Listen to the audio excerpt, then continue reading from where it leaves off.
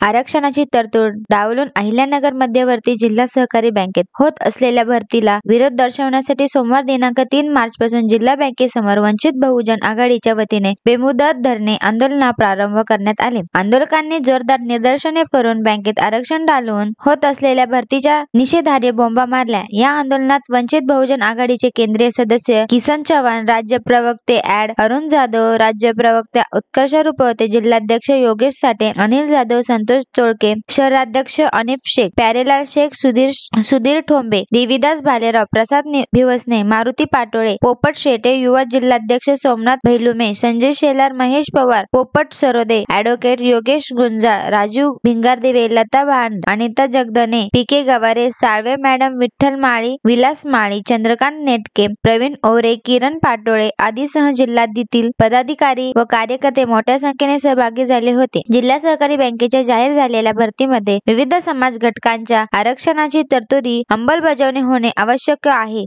सरळ भरतीने संविधानाच्या कलम 340, 341, 342 कडे दुर्लक्ष करून सामाजिक न्याय तत्वांचा भंग केला जात आहे। सदर भरती बेकायदेशीरपणे संविधानाचे उल्लंघन करून होत असून समाजातील वंचित घटकावर अन्यायकारक असल्याचा आरोप आंदोलकांनी केला। जिल्हा बँक हा शासनाचा उपक्रम आहे, त्यामुळे बँकेला अनुसूचित जाती, अनुसूचित जमाती, भटक्या विमुक्त जमाती, इतर मागासवर्गीय, विशेष मागास प्रवर्ग यांच्याकरिता त्यांच्या सेवकांमध्ये 52% जागा राखीव ठेवणे बंधनकारक आहे। यावेळी आंदोलनस्थळी जिल्हा बँकेचे व्हाईस चेअरमन सीताराम गायकर व संचालक माधवराव कानवडे यांनी आंदोलकांशी चर्चा करून जिल्हा बँकेचे चेअरमन शिवाजी कर्डिले यांच्या निवासस्थानी या संदर्भात चर्चेचे आमंत्रण दिले, मात्र आंदोलकांनी त्यांचे आमंत्रण नाकारून आंदोलन सुरू ठेवले।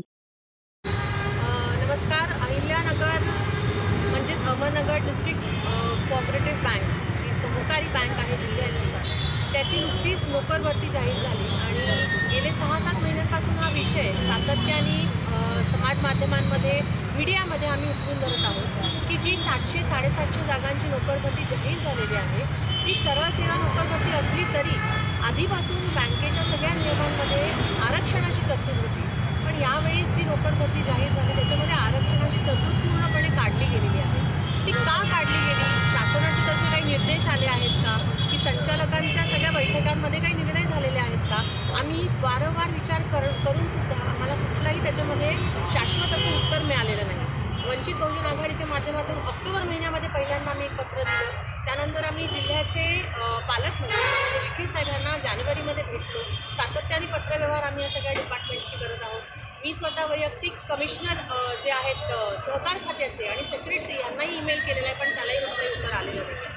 आमचं म्हणणं एक आहे की जर बँकेने 2012 पासून सातत्याने नोकर भरतीमध्ये आरक्षण दिलेलं आहे, आरक्षण काय फक्त एका जाती जमातीला नाही, जे सगळे आरक्षण जाती जमाती आहेत त्याच्यामध्ये SC, ST, OBC, BJNT, NT, विकलांग सगळेच जे आहेत त्यांचं आरक्षण की धोक्यात आलेलं आहे। आणि 700 जागांमधून जर आपण 30% जरी धरलं की आरक्षण जागा आहे, तरी 200-250 लोकांच्या बद्दल आपण म्हटलं म्हणजे 200-250 कुटुंब आहेत आणि ती सगळी वंचित घटकातली कुटुंब आहेत। त्यामुळे आमचा लढा हा त्यांच्यासाठीचा आहे। आमचं म्हणणं आहे की तुम्ही आम्हाला नियम दाखवा, बदल का केला हे समजून सांगा, आणि नसेल तर मग जी भरती तुम्ही करत आहात ती करू नका, नवीन भरती करा, तुम्ही नियम जे आधी लागू होते तसे लागू करा। पण आता आम्ही बघत आहोत मुलांचंही नुकसान होतं। कुठेतरी असंही म्हटलं जातं की आम्ही बाकी सगळ्या मुलांच्या विरोधात आहोत, तर अजिबात नाही।